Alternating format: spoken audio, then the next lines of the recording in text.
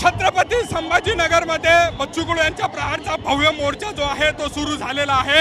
याच विषयी अधिक बोलण्यासाठी आपल्यासोबत आमदार बच्चू कडू आहेत। भाऊ, भव्य मोर्चा सुरू झालेला आहे।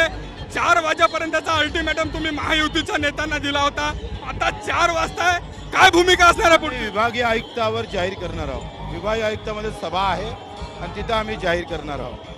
काय नेमका तुमचा निर्णय असणार आहे? महायुतीमध्ये असणार की महायुतीच्या बाहेर पडणार? तिथेच सांगू, विभागीय आयुक्ताकडे सांगू।